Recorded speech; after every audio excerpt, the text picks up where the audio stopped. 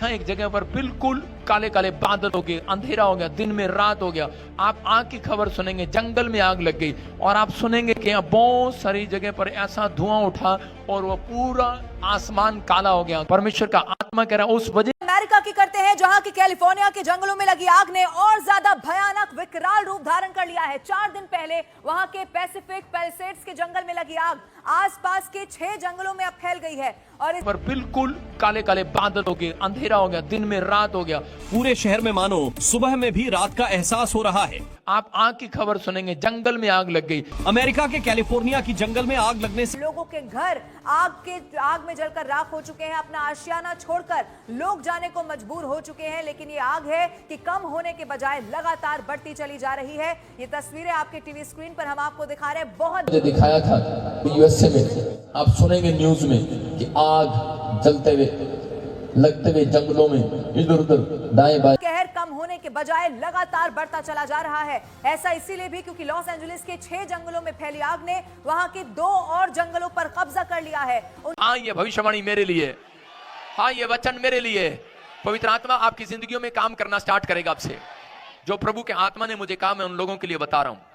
और इसी समय अपने हाथों को उठाऊं, परमेश्वर में धन्यवाद करता हूं सच में पवित्र आत्मा जी, उन लोगों के लिए जो इस समय ऑनलाइन जुड़े हुए और सुन रहे हैं कि प्रभु आप 2025 में इनके लिए क्या करने के लिए जा रहे हैं। यीशु मसीह के नाम में प्रभु ने मुझे कहा कि अब इसी समय अगर तुम 2025 में बने रहे तो तुम प्रभु के प्रेम को देखने पाओगे। आमीन। प्रेम का मतलब ये नहीं होगा 2025 में, प्रेम आपको दिखाई देगा 2025 में सुरक्षित होंगे यीशु मसीह के नाम में। आपको पता लगेगा कि प्रभु ने आपसे प्रेम रखा है। बहुत सारे लोग इस बात को जान लेंगे कि प्रभु का प्रेम यहां पर है। प्रार्थना करने वाले लोगों को पवित्र आत्मा 2025 में फेवर करेगा यीशु मसीह का नाम। 2025 में तुम लोगों की समस्याओं को कुचला करोगे। मैं से कुछ जवान देख रहा हूं। पवित्र आत्मा ने मुझे कहा कि बहुत सारे औरतें, बहुत सारी बहनें, बहुत सारे भाई लोग, वो कह रहे हैं लोगों की समस्याओं को कुचलने वाले हो जाएंगे यीशु मसीह का नाम। जिनका नाम PVF और YRSTM सुने पहले, और N और O और G से और B से, उनका फाइनेंस 2025 में बढ़ता चला जाएगा। आप होंगे वो सबसे पहले। परमेश्वर का आत्मा काम करेगा और बहुत सारे लोगों के जीवन में वो आशीष उतरेगी। लेकिन कब करे कि जब आप बाइबल पढ़ने वाले होंगे, प्रार्थना करने वाले होंगे यीशु मसीह के नाम में। पवित्र आत्मा ने मुझे कहा कि 2025 मरियम की तरह उन औरतों का साल होगा। परमेश्वर उन्हें उठाएगा। औरतें सबसे ज्यादा सुसमाचार सुनाएंगी। 2025 में लेडीज सबसे ज्यादा सुसमाचार सुनाएंगी। ये याद रखना, सबसे ज्यादा गवाहियां बनेंगी, सबसे ज्यादा इंटेलिजेंट कहलाएंगी लेडीज। परमेश्वर ऐसा कुछ करने के लिए जा रहे हैं। बहुत सारी औरतें जिनको शर्मिंदगी उठानी पड़ी, बहुत सारी लड़कियां जिनको शर्मिंदगी उठानी पड़ी, बहुत सारी बहनें जिनको शर्मिंदगी उठानी पड़ी, पवित्र आत्मा बात कर रहा है। पवित्र आत्मा कह रहा है कि वो सुसमाचार सुनाने वाली एक शक्ति उनके ऊपर उतरेगी। उनके ऊपर परमेश्वर का आत्मा बड़ी तेजी से काम करेगा और वो बड़े बड़े काम करेंगे यीशु मसीह के नाम में। 2025 में वो कैमरे में दिखाई देंगे एंजल, आपकी आंखों के कैमरे में नहीं। मसीह की God bless you all of you. आज के सुंदर समय में हम परमेश्वर की उस योजना को जो हम पर प्रकट किए उसके विषय में हम बात करना चाहते हैं। तो सबसे पहले हम ये बात करना चाहते हैं कि जो लोग परमेश्वर के जीवन में आ जाते हैं, उनके जीवन में परेशानियां और रुकावटें और बंधनें क्यों सबसे ज्यादा उनको नजर आने लग जाती है, और वो क्यों इस समस्याओं में ही उलझे रहते हैं जबकि परमेश्वर उनके सामने खड़ा रहता है। आज हम देख रहे हैं कि जहाँ जहाँ पर चर्चेस हैं, जहाँ जहाँ पर आप वीडियो के द्वारा देख पाते होंगे, लोग अपनी चंगाइयों को पा रहे हैं, अपनी छुटकारा पा रहे हैं। और मैं ये भी चाहता हूँ कि हम सब परमेश्वर को करीब से जानें। हम परमेश्वर के उस वचन को जानें जो परमेश्वर ने हमसे, हमारी आत्मा में रखा है, हमारे हृदय के अंदर उसने वो बीज डाला है।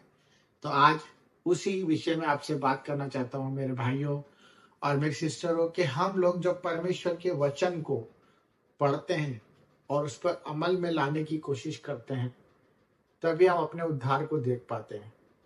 मैं आज देख पा रहा हूँ कि बहुत सारे लोग हैं जो अपनी चंगाइयों को रिसीव नहीं कर पा रहे, जो अपने छुटकारे को नहीं रिसीव कर पा रहे। वो हम में से ही है परंतु वो कोई ऐसे लोग नहीं हैं जो परमेश्वर को प्यार नहीं करते, परंतु उनका प्यार और उनकी परमेश्वर की तरफ निवेदन प्रार्थना पूरी क्यों नहीं हो रही है।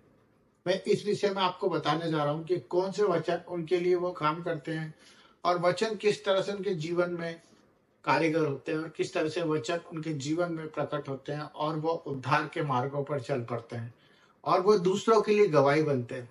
तो मेरे भाई बहनों, आज के इस विषय को लेकर मैं आपसे चाहता हूँ कि आप मुझे प्रोत्साहित करें और कोई गलती हो तो क्षमा करें और परमेश्वर के इस वचन के अनुसार मुझे समझाएं और मैं उस पर ध्यान लगाऊं।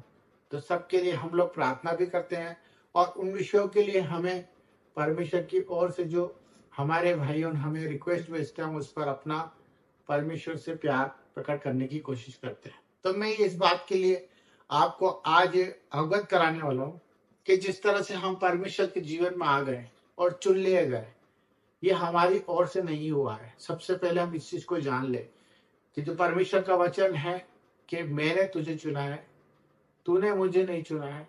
तो इस बात का हम ध्यान दें कि अपने जीवन का, अपने भविष्य का, अपनी चिंताओं का सबसे पहले हमें नकारा करना है और अपने भविष्य के बारे में, अपने कल के बारे में चिंता करना छोड़ देनी है। क्योंकि परमेश्वर का वचन यही कहता है कि हम कल की चिंता करेंगे तो हम परमेश्वर के खिलाफ होंगे। हमें कोई चिंता नहीं करनी क्योंकि हमने परमेश्वर को नहीं चुना, परमेश्वर ने हमको चुना है। तो मेरे भाई बहनों, सबसे पहले इस चीज पर गौर करने का हमारे लिए परमेश्वर ने ये वचन को प्रकट किया है। दूसरा वचन जो मैं आपको बताना चाह रहा हूँ वो ये है कि वचन जब तक दो धारी तलवार नहीं बन जाता, जब तक वो कारीगर नहीं होता, वो काम में नहीं आता, तब तक वो एक वचन ही कहलाता है। परंतु वो कब प्रकट होता है? जिस तरह परमेश्वर का दृष्टांत है कि बीज जब तक तुम अच्छी भूमि पे नहीं उपजाओगे जब तक फसल नहीं बनेगी। तो उसी प्रकार परमेश्वर का वचन भी यही कहता है कि आप अगर वचन पढ़ते हैं और सुनते भी हैं, पर जब तक अपने हृदय में उसको जगह नहीं देंगे और उस हृदय से आपके अंदर वो आवाज नहीं आने लगेगी, तब तक आपका उद्धार नहीं हो सकता। तो हम वचन को पढ़े, वचन को सुने, परंतु वचन को हृदय में डालने की कोशिश करें।